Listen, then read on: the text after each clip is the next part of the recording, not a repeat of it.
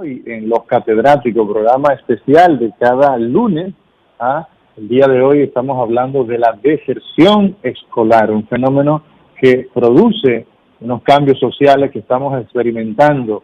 Y ustedes, como expertos en educación, profesor Juan Valdés, doña Rosa Ariza de Valera y nuestra querida psicóloga Acosta, Sabrina Acosta, tenemos una situación bastante seria, una familia con unos grandes retos y unas autoridades que no entienden, ¿no?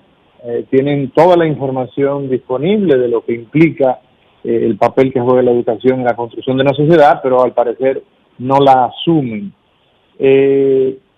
¿Cuáles son entonces, digamos, desde el punto de vista psicológico, desde el punto de vista de los educadores, esos primeros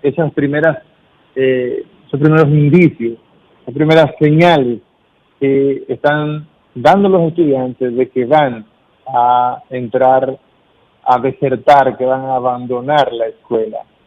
Doña Rosa, Juan, Sabrina, sí, en ese orden. Un indicio innegable son los ausentismos, las ausencias. Cuando un joven, siempre voy a referirme a niños mayores de 10 años, que son los que ya tienen como un poder de decisión desde ellos. Cuando ese niño comienza a faltar a la escuela sin razones aparentes, cuando ese niño comienza a dejar de hacer asignaciones, deja de participar en clases, se muestra apático, va muy desaliñado a la escuela, se mantiene muy triste, la escuela no es su ambiente. Entonces, ese tipo de cosas, si no son atendidas a tiempo, si no hay una intervención directa, amorosa, científica y humana, ese es un candidato a abandonar la escuela. Igualmente las calificaciones, sí, te dicen mucho. Sí. Cuando un estudiante continuamente tiene calificaciones por debajo del promedio y no se interesa en mejorarlas, también sus interacciones con los demás en la escuela te dicen mucho qué nivel de interés el niño tiene en ese ambiente.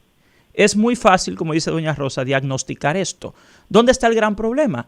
En la ausencia de un sistema de seguimiento, supervisión, monitoreo y apoyo a nivel escolar. Y me refiero en el sector público, porque cuando ustedes hablaban de nuevo de la educación inicial y de ese tema, aquí lo que más me preocupa a mí es la inequidad y la injusticia social, porque en el sector privado, en los colegios que tienen el nivel, tú tienes todo tipo de instrumentos, mecanismos de apoyo, seguimiento, soporte, monitoreo. Pero las escuelas públicas dominicanas en este momento tienen hasta un déficit de personal docente. El tema de los orientadores y los psicólogos escolares, que tienen dos funciones totalmente distintas, aquí lo han homologado a nivel de la práctica. Sí. Entonces ya esto, cuando tú tienes, por ejemplo, un orientador para 500 niños, ¿cómo se va a dar cuenta de esto que ha dicho doña Rosa? El maestro, que usualmente ya en el nivel secundario, que es lo que usted hace referencia, tiene que rotar, tampoco lo va a hacer porque tiene una sobrepoblación áulica. Esa formación individualizada, personalizada, que requiere un enfoque constructivista, social, que es al cual se sustenta la educación dominicana, acá es en la práctica casi imposible. Pero es muy fácil tú identificarlo, ese no es el problema. El problema son los mecanismos para prevenirlo y para tratarlo. Claro, y tratarlo es fundamental, profesor Juan Valdés, porque en todas esas características que mencionaba la licenciada Rosa Ariza, de por ejemplo, ese estudiante que se ausenta mucho a clases, ese estudiante que no está realizando sus asignaciones, que no participa, que probablemente está creando situaciones de conflictos en la escuela, muchas veces es expulsado de la escuela en lugar de darle el seguimiento y tratar a ese estudiante, porque quizás trae condiciones de base que lo hacen actuar de cierta forma. La expulsión definitiva en una escuela es algo difícil. Sí pueden haber suspensiones, pero de nuevo volvemos a lo mismo. ¿Dónde está el mecanismo de supervisión, control, monitoreo, apoyo, como dice doña Rosa? Porque es un tema de que acá tenemos una escuela poco afectiva. O sea, ¿qué es el aprendizaje? El aprendizaje es la pero conjunción una del pregunta. binomio cognición-emoción. Eso es el aprendizaje. Sin emoción no hay desarrollo cognitivo. Entonces tenemos una escuela que, aunque en teoría en 1995 pasó de ser cognitivista a ser constructivista social, en la práctica la escuela dominicana sigue en el cognitivismo. 30 años de atraso. O sea, esa parte de la afección, de lo afectivo, de la interacción humana, del apoyo, realmente por las deficiencias, las carencias, la miseria en la que opera la educación pública, Exacto. porque hay que decirlo, Sí. aquí hemos caído en el pragmatismo salvaje en la educación. No tiene nada que ver con algo científicamente sustentado, que tú como sistema educativo tengas herramientas y recursos para darle apoyo. O sea, identificar las causas de la deserción es muy fácil en el día a día de la escuela. El gran problema es el seguimiento, el monitoreo, el apoyo, la sí. solución, porque es que no hay recursos. La escuela es un constructo holístico, ecosistémico e integral. Tú tienes que tener todo tipo de herramientas y sistemas de apoyo que no existen en las escuelas públicas dominicanas. Por eso es que tenemos una escuela pública Juan. arcaica. La condición en que opera la escuela pública es uno de los factores que más determina la deserción. No es ni siquiera el individuo. O sea, cuando tú ves, claro, tú puedes hacer diferencias por sectores, hasta por áreas geográficas. Pero, mira, paradójicamente, es en la zona urbana donde más hay deserción, a pesar de que hay más pobreza en la zona rural. Tú tienes 4% más deserción en las escuelas urbanas que en las escuelas rurales. Perdón, y la deserción se ha ido haciendo cada vez más del sector público. En el sector privado la deserción puede ser 0. Mínima, algo. muy mínima. 0. algo por Juan. alguna Y hay situación una especial. razón, hay una razón importante Varias. en esa línea. Dentro de las que han mencionado hay una que no hemos dicho y es el fenómeno, porque yo le llamo fenómeno, del vandalismo dentro de las escuelas y el bullying que se da, hablando a nivel público, donde en la población de media, podríamos decir, pues entonces muchos jóvenes adolescentes se ven expuestos. Y recientemente, la semana pasada, yo tuve un caso particular donde un adolescente había sido golpeado fuera de la escuela por un tema de las situaciones que ya sabemos, una banda por vinculación con un estudiante le esperó y ese joven tuvo que verse dentro de las medidas, que son medidas que privan del derecho de la educación, que también eso hay que evaluarlo, como muchas veces la medida es vamos a hacer un pare, pero ¿bajo qué condiciones? Estamos proporcionándole educación a distancia, le vamos a enviar recursos. No, retíralo, ¿por qué tiempo? No se supone que un estudiante bajo ninguna condición debe ser retirado, y para ser retirado, las famosas sanciones, ¿cuál es lo que usted decía? ¿Cuál es el aprendizaje y cuál es el apoyo? Y de los eso? mecanismos. Porque retirarte, te estamos pero, retirando de un derecho ustedes me fundamental. escuchan. Entonces, ¿cuál es la Pero, real ¿me escuchan? protección? Vamos a protegerte por un vandalismo, pero te estamos limitando al derecho de la educación. Entonces, lo que usted No, y decía, si es los por vandalismo, medios. El doctor Amaury García Sí. tiene una pregunta que hacer, Sí, una ¿ustedes acotación. me están adelante. escuchando? Sí, le Sí, ¿me escuchamos. escuchan? Sí. Ya. El tema es bastante interesante porque el profesor Juan Valdés ha establecido que en definitiva el tema, y doña Rosa también ha sentido, el fenómeno tiene que ver mucho con una escuela pública que no está a la altura de la demanda, por un lado. Pero eso de recursos, ¿a qué nos referimos, Juan, doña Rosa? A recursos económicos, porque nosotros nos pavoneamos y de forma muy airosa decimos que tenemos un 4% para la educación. Pero esos recursos, ¿es que son insuficientes o es que no los estamos gestionando como corresponde? Si tomamos todos los recursos que maneja la escuela privada y lo extrapolamos a la escuela pública, pues vamos a ver que la escuela pública tiene mejor sueldo, por ejemplo, para los profesores. Si hacemos comparaciones, ustedes conocen mejor que todos nosotros este asunto. Entonces me gustaría un tanto que abundáramos en este aspecto, por favor. Bueno, yo voy a referirme a la ausencia de un recurso humano idóneo.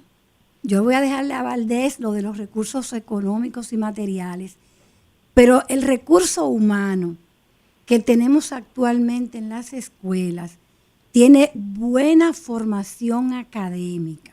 Tenemos doctorados al pecho, como se dice, maestrías a diestra. Pero de forma general, doña Rosa, o de forma particular, o sea, hay un buen nivel. Sí, el nivel académico actual es bueno. El nivel académico titulado. Ya. Ahora claro. Respiró Valdés. Sí. O sea, tenemos un buen nivel de titulación. Ahora, el nivel de formación sigue siendo cuestionable porque, y Valdés se refirió un poco a eso en sus conversaciones, el lenguaje sigue siendo deficiente, que es el primer recurso de una cultura para hacer buenas transmisiones. Tenemos un lenguaje pobre, tenemos un nivel de investigación pobre, tenemos una comprensión del lenguaje pobre porque tenemos una mala pronunciación y un mal uso, pero tenemos una pobreza humana que raya en lo que dirían los filósofos de la antigüedad, raya en la pena. Entonces, tenemos que hacer una revisión del recurso humano que estamos formando para formar el recurso humano de la sociedad. En estos días, doña Jacqueline Malagón me escribió, una persona que yo respeto y quiero muchísimo. Y le dije, sí, yo también la quiero ver.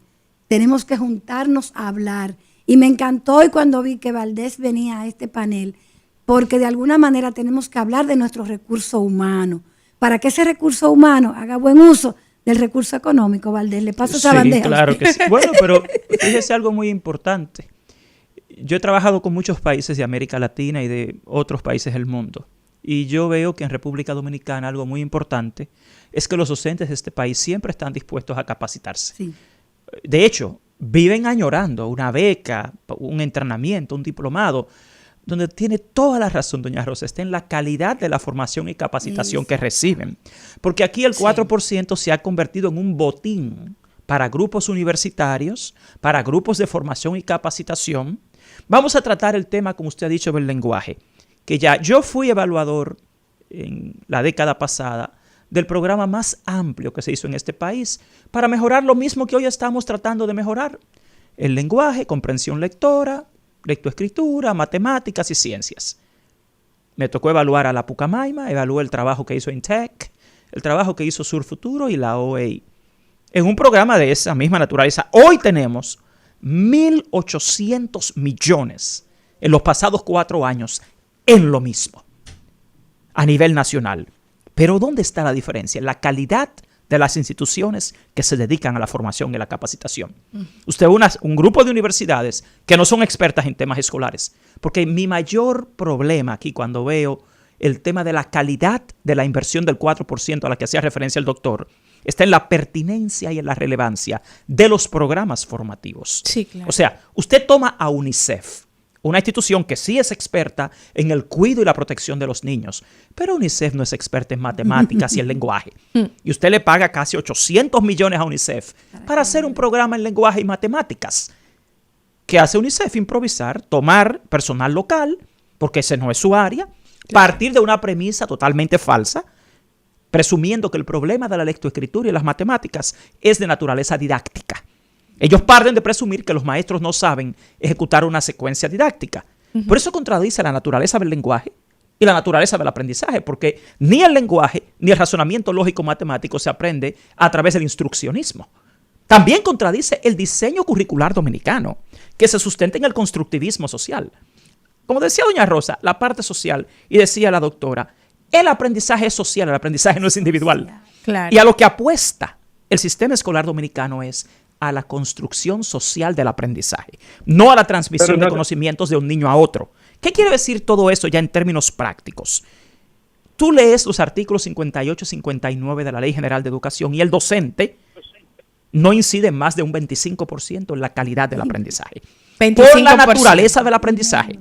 Porque el ¿Y el otro 75%? El profesor. Sistema, o sea, tú tienes primeramente el Estado dominicano, porque aquí hay que entender la educación como un derecho. Claro. El padre y la madre no son expertos en educación. Si tú quieres un rol de un padre y de una madre adecuado, tú como Estado tienes que desarrollar las políticas socioeducativas para que ese padre y esa madre lo sepan. Señores, más del 50% de estas familias son monoparentales. ¿Sí? Son madres solteras o padres solteros, educando 2 o 3 o 4 niños. Con un nivel educativo. ¿Usted sabe lo que eso significa? A nivel de desarrollo de un sistema educativo. Porque no podemos ver el aprendizaje como un fenómeno aislado. No se da en una burbuja, se da en una sociedad, se da en una escuela. Cuando me hablan, por ejemplo, de la violencia escolar, la violencia no es escolar, la violencia es social. Sí, esas bandas no son escolares, son barriales. Ahora, quienes están en la escuela son esos mismos niños. Ahora, ¿con qué cuenta la escuela para combatir eso? Con muy pocos recursos. El doctor preguntaba, ¿cuáles recursos? Los primeros recursos son humanos. Y no son simplemente en calidad, sino también en cantidad. Aquí tú tienes un déficit, de miles de maestros hoy en día y psicólogos y orientadores. Yo tengo un grupo de psicólogos y orientadores en el banco de elegibles, miles. Y en ese nivel inicial, nosotros en los colegios privados tenemos una maestra y una maestra asistente. Sí. En el sector público, fíjense lo que han hecho ahora. Para poder contratarlos, ¿qué hicieron? Tienen a una maestra titulada, pero a la docente auxiliar la han contratado del grupo que reprobó el examen de maestros. O sea, de entrada tú estás mandándole a los niños las personas menos competentes para trabajar en la edad más crucial y delicada. Entonces, doctor, a su pregunta, las herramientas y los recursos no son simplemente económicos, aunque debo decirle que la subejecución presupuestaria en este país del 4% en los últimos 2 años en promedio es de 15,000 millones de pesos. O sea que aquí dinero no falta para nada.